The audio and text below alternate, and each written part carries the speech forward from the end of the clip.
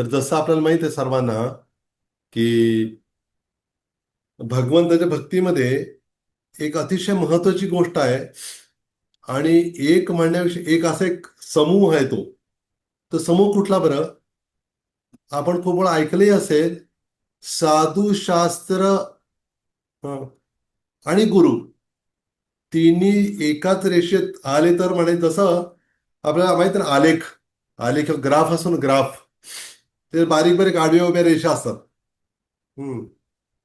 आणि आपल्याला काहीतरी ते पॉइंट काढायचे असतात. आणि ते काढल्यामध्ये एका रेषेत जोडले जातात. सरळ रेष असेल किंवा त्याला कर्व असेल किंवा जे काय असेल ते. त्या बिंदूतनं ती रेषा गेली बरोबर, तर ओळखायचं की तो ग्राफ आलेख बरोबर आहे असं म्हटलं जातं. त्याच पद्धतीनं आपले जे काय आचरण आहे, वर्तन आहे, व्यवहार आहे, भक्ती आहे, हे जे काय करतो आपण, ते साधू गुरु आणि शास्त्र या तिन्हीच्या म्हणजे सामंजस्यामध्ये असेल तर ओळखायचं की आपण योग्य मार्गावर आहोत. हं. साधू म्हणजे आपले पूर्वते आचार्यगण, साधू संत. आणि गुरु म्हणजे आपले आध्यात्मिक गुरु आहेत, शिक्षा गुरु, दीक्षा गुरु. आणि शास्त्र म्हणजे श्रीमद गीता, भागवत शास्त्र. या तिन्हीमध्ये आपण जे कार्य करताना ते पडताळून पाहणं आवश्यक आहे. असं म्हणतात ना प्रभुपाद की एखाद्याला भगवंताचा अवतार म्हणून घोषित करताना तर साधू संतांनी सांगितलेलं पण बघावं, गुरुजनांनी किंवा प्रभुपादांनी सांगितलेलं, आणि त्याचबरोबर शास्त्रात पण त्याचं वर्णन पाहिजे. तर ते सत्य, नाही तर नाहीये असं म्हटलंय. जेव्हा चैतन्य महाप्रभू आणि सारंग भट्टाचार्यांची चर्चा होती सुरू, काल थोडा विषय झाला आपला.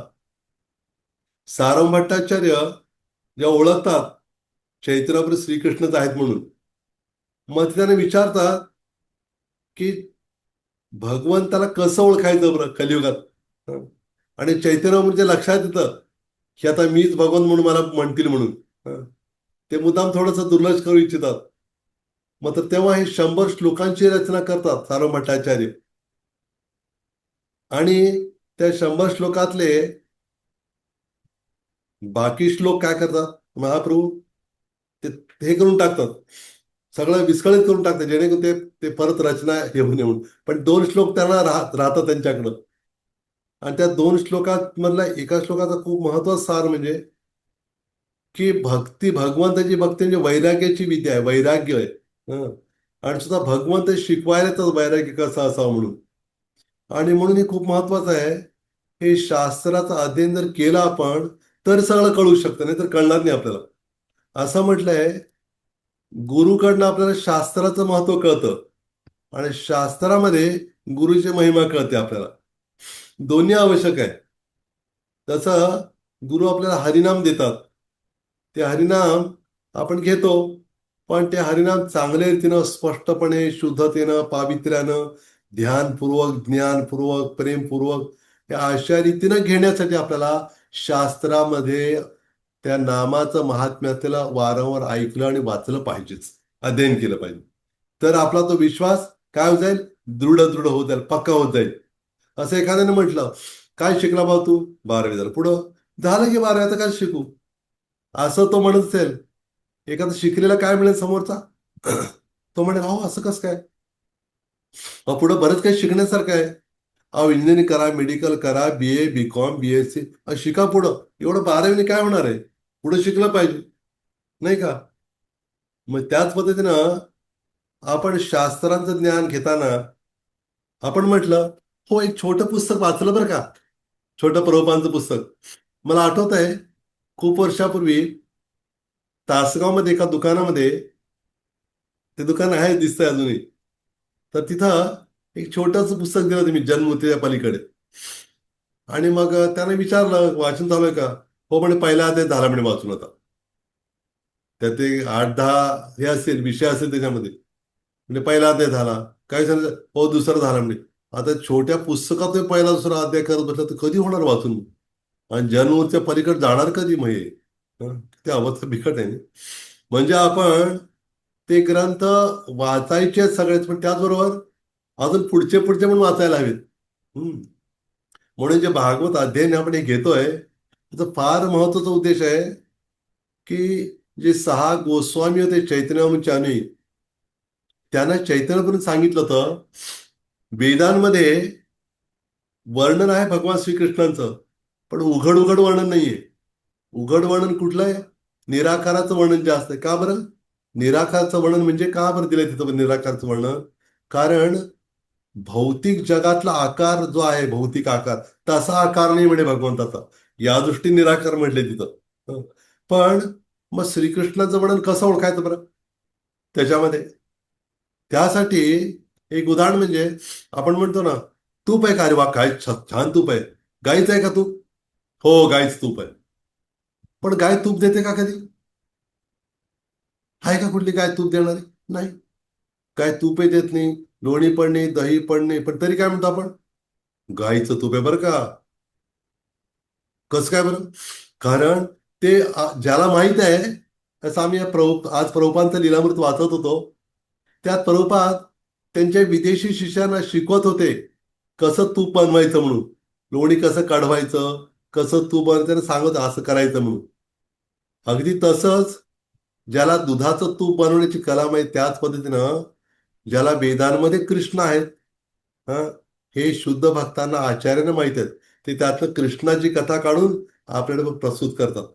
म्हणून चैतन्यप्रभूंनी त्या 6 गोस्वामींना म्हणजे शिलरूप गोस्वामी, सनातन गोस्वामी, जीव गोस्वामी, गोपाल भट्ट गोस्वामी, रघुनाथ दास गोस्वामी आणि रघुनाथ भट्ट गोस्वामी, हे 6 गोस्वामी यांना सांगितलं की तुम्ही काय करा, तुम्ही वेदांमध्ये पुराणांमध्ये जे श्रीकृष्णांचं भक्तिमय वर्णन आहे ते एकत्र करून त्याचा ग्रंथ बनवा म्हणे तुम्ही. त्यांनी काय केलं मग? भक्ती रसामृत सुंदरीला वेगवेगळे ग्रंथ लिहिले मग त्यांनी. हे ह्याच्यातलेच त्यातलंच काढलं त्यांनी शोधून. दुधात जसं लोणी काढलं ना, तूप काढलं तसं तसं त्यांनी शोधलं. आणि त्याचबरोबर त्यांनी भगवंताची लीलास्थळे पण शोधून काढल्या. आणि एकत्र बसल्यावर काय करायचे? गप्पा मारत नव्हते. राजकारणाचे नेमकं काही नाही. कुठल्या चर्चा व्हायच्या म्हणे? विशेष चर्चा व्हायच्या. नाना शास्त्र विचारणैक निपुण सधर्म संस्थापक लोकानां हितकारिणौ त्रिभुवने मान्यौ शरण्याकर राधा कृष्ण पदारविंद भजना नंदेन मत्तालिक वंदे रूप सनातनौ रघुयुगो श्रीजीव गोपालक. ते काय करायचे म्हणे? नाना शास्त्र विचारणेक, सगळं शास्त्र आणून त्याच्यावर विचार विमर्श चर्चा करून ते काय करायचे? लिखाण करायचे. म्हणून म्हटलेलं आहे आपण हे भागवत अध्ययन सुरू करण्याचा उद्देश, काही जण म्हणतील आम्ही घरी करतो ना अध्ययन. हो, घरी करतोय आपण अध्ययन. पण बघा, जे 5-6 दिवसापासून या अध्ययन कक्षामध्ये येतात, अनुभव वेगळा आहे ना आपला. तिथे घरी फक्त वाचतो. ते वाचन हे अध्ययन आहे. म्हणजे आपण फक्त वाचतोच असं नाही, आपण ऐकतो पण आणि वाचतो पण. म्हणजे श्रवण कीर्तन दोन्ही होत आहे. दोन्हीचं कॉम्बिनेशन होतं आणि आपले चांगला लाभ होतो. आणि विशेष करून एवढ्या सगळ्या भक्ताच्या सानिध्यामध्ये आपल्याला वाचायला, ऐकायला मिळतं. किती मोठं भाग्य आपलं. म्हणून म्हटलेलं आहे की भागवताविषयी म्हटलं विशेष करून भागवतामध्येच तो श्लोक आहे. तो श्लोक असा आहे की नष्टप्रायेषु अभद्रेषु नित्यं भागवत सेवया भगवती उत्तम श्लोके भक्तिर्भवती नैष्टिकी. म्हणजेच काय? की नष्ट हा प्रायेषु अभद्रेषु, जो कोणी भागवत वाचेल, अध्ययन करेल, श्रवण करेल, त्यातलं जे अभद्र आहे ना, नष्ट होणार. नष्ट प्रायेषु अभद्रेषु, मग पुढे काय होणार? नष्टप्रायेषु अभद्रेषु नित्यम भागवत सेवया, जो भागवताचं सेवन म्हणजे अध्ययन करत काय होणार? भगवती उत्तम श्लोके भक्तिर्भवती नैष्टिकी. भगवंताचा एक ना उत्तम श्लोक आहे. हम्म. जो कोणी या भागवतातनं ऐकतो, अध्ययन करतो, त्याच्या हृदयात काय होतं म्हणे? भगवंताविषयी निष्ठा पक्की दृढ होते. आता भगवंतावर विश्वास आहे, श्रद्धा आहे, पण दृढ निष्ठा नाहीये. का बरं? कारण भगवंताचा महिमा आपण नाही जाणला. हम्म. म्हणून म्हटलेलं आहे भगवंताचा महिमा जाणून घेऊ. अध्ययन करता करता आपली भगवंतावर काय होणार? निष्ठा स्थापित होणार. म्हणून हे अध्ययन खूप महत्वाचं आहे. हं. एखादा म्हणजे तास दीड तास एवढा वेळ कसं द्यायचा, पण एवढा वेळ म्हणता म्हणता आपला असाच वेळ निघून चाललाय. खरं आहे ना? एवढा वेळ जातो म्हणता म्हणता असं भरपूर वेळ चाललाय असाच आपला. आणि मग वेळ कधी येणार? वेळ गेल्यावर. आणि वेळ कधी येईल सांगून येतात कुणाला? अहो, परीक्षा महाराजांची गोष्ट वेगळी. त्यांना माहित तरी झालं 7 दिवस राहिले म्हणून. आणि आपल्याला कुठं माहित कुठले 7 दिवस? आपले 7च दिवस आहेत. म्हणताना म्हणतो आठवडा. आठवडा म्हणतो, पण आठवडा 8 असतात का दिवस? 7च दिवस असतात. पण आपले 7च दिवस आहेत. वो 7 दिन. पण कुठले ते माहित नाही. कुठलं सुरुवात होणार ते माहित नाही. पण ते 7च दिवस आहेत. म्हणून आपण हे भागवताचं खूप गंभीरतेने अध्ययन करावं. म्हणून तुकाराम म्हणतात ना, काय फायदा म्हणून तुमचा? तुकाराम म्हटलं कोणतरी, महाराज म्हणजे भागवत गीतावर काय उपयोग वाचून ऐकून? ते म्हणतात, गीता भागवत करीती श्रवण, अखंड चिंतन विठोबाचे. हो, सतत जर ऐकलं वाचलं आपण तर भगवंताचं चिंतन घडतं. का बरं? या भागवताच्या प्रत्येक अक्षरामध्ये साक्षात राधाकृष्ण हा त्यात आहेत, विराजमान आहेत. जसं आपण वाचू ना, आपण त्यांचा संग घेऊ लागतो. मग संग घेऊ लागल्यावर 1 ते 9 स्कंद झाल्यावर मग 10व्या स्कंद म्हणजे भगवंताचं रूप आहे. त्यांचं मुखकमल आहे. मग आपण भगवंताच्या मुखाकडे पाहू शकतो. पहिल्या दुसऱ्या स्कंद म्हणजे भगवंताचे चरणकमळ आहेत. सुरुवात चरणापासून होते की नाही दर्शनाची. पण आधी चरण धरायचे आपण. मग चरण धरले की मग हळूहळू आपण वर प्रगती करतो. आणि असं म्हटलेलं आहे चैतन्य चरितामृतामध्ये श्रीला कृष्णदास कविराज गोस्वामी म्हणतात, सिद्धांत बलिया चित्ते न करालस, यह आहे ते कृष्ण लागे सुदृढ मानस. म्हणजे सिद्धांत जाणून घेण्यामध्ये आळस करू नका म्हणे, समजून घ्या. एकदा काय झालं, आपण ऐकले असेल, एकदा यशोदा माता ताक घुसळत होती. आणि मग कोणीतरी सांगितलं, म्हणे कृष्णाने काय केलेलं आहे, माती खाल्ली म्हणून. बलरामाने आणि सगळ्या मित्रांनी काय केलं, तक्रार केली, माती खाल्ली म्हणे. यशोदा म्हटली, माती खाल्ली, दाखव बरं. ते म्हटले नाही म्हणे. ते उगाच आता म्हणतात, बरं असू दे, तोंड तरी उघडून दाखव ना मला, पुरावा तरी मिळेल मला. खरं जर खाल्लं नसेल तर दिसणार नाही पुरावा. खाल्लं असेल कुठेतरी माती तोंडात दिसणारच ना, कण तरी दिसेलच. ठीक आहे म्हणे, बघ म्हणे. तेव्हा तोंड उघडून दाखवलं, सगळे ब्रह्मांड काय काय भरपूर सगळं दिसू लागलं. आणि मग तिला वाटलं, कोण कृष्ण म्हणजे हा देवता आहे का काय, कोण आहे बरं हा? एवढं तोंडात दिसायचं सगळं. स्क्रीनवर दिसतं की नाही, आपल्या मोबाईलच्या, लॅपटॉपच्या, सिनेमाच्या पडद्यावर दिसतं. तसं पडदा किंवा काय मोठा तोंड, एवढं तोंड, छोटं तोंड ते पण, मोठ्या माणसाचं पण नाही, छोटं तोंड. त्यात सगळं दिसू लागलं. हं. आणि मग तिला वाटलं, तर काय करू काय करू. तिला कळेन झालं यातनं मी कसं सुटतो म्हणून या भयंकर अवस्थेतनं. आणि मग तिने काय केलं ना, अर्थात भगवंतच आहे तिचा मुलगा म्हणजे कृष्ण, पण तिला माहित नाही वात्सल्य भाव आहे. तिने काय केलं म्हणे, तिने ओळखलं यातनं मी स्वतःहून सुटू शकत नाही या अडचणीतनं. मग तिने नारायण भगवंताचा आश्रय घेतला, की भगवंता तुम्ही सांभाळा. मग प्रभा तिथं म्हणतात आपण तसं करावं म्हणे. बघा शास्त्रात्मक कळल्यावर कसं फायदा होतो. मग असं आपल्या लक्षात येतं की आपण हे समस्या सोडवणं आपल्यासाठी अवघड आहे. आधी प्रयत्न करतो आपण, पण नंतर लक्षात येतं की नाही, मी ही समस्या सोडू शकत नाही. भगवंता तुम्ही सांभाळा आता. मग काय करत भगवंत, म्हणतात मग सोडवतात ते. द्रौपदीला कसं वाटलं आधी? मी सोडवेन स्वतःला, मी स्वतःला वाचू शकेन. साडी धरली घट्ट, पण ते नाही झालं, भगवान नाही आलं. म्हटलं आहे तिला वाटतंय तिचं करेल म्हणून. बोलते मला, पुकारते खरं, पण तिने अजून स्वतः आहे. मग दोन्ही हात वर करून ज्या पुकारलं तिनं, तेव्हा भगवंत आले तिला वाचवायला.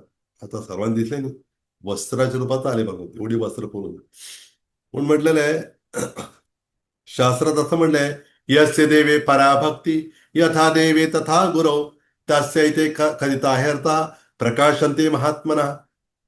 तर असं म्हटलेलं आहे की ज्याची गुरुवर आणि भगवंतावर दृढ श्रद्धा आहे, त्याला शास्त्राचं ज्ञान आपोआप हृदयामध्ये प्रेरित होतं. म्हणजे अध्ययन करायची गरज नाही, अध्ययन केल्यावर.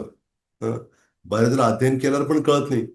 पण आपण गुरूंच्या आणि भगवंताची जर आपल्या दृढ श्रद्धा आहे त्यांच्यावर, तर नक्कीच हृदयातून भगवंत काय करतात, हे दिव्य ज्ञान आपल्याला प्रदान करतात.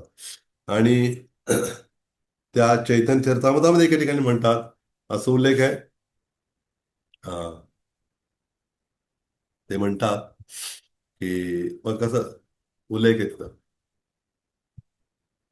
की जेव्हा त्या श्लोकात असा उल्लेख आहे की जो कोणी हे ज्ञान कथा ज्ञान प्राप्त करत नाही, त्याची अवस्था कशी होती म्हणे, एखाद्याला खायला दिलंच नाही समजा, तो काय होतं मग, अशक्त अशक्त अशक्त होतो, तो संपतो मग त्याचं, तो जगू शकत नाही.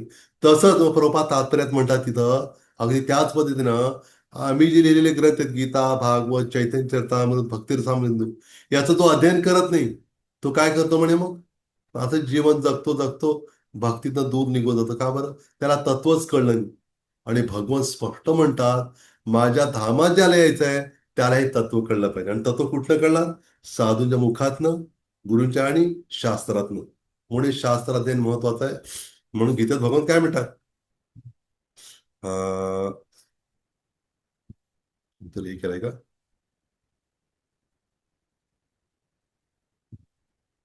तर म्हणून ऐका, मी कायच मुद्दा सांगत होतो की भगवद्गीतेत म्हणतात, जन्म कर्म च मे दिव्यम एवं युवेति तत्वतः त्यक्त्वा देहम पुनर्जन्म नैति मामेति सोर्जुन.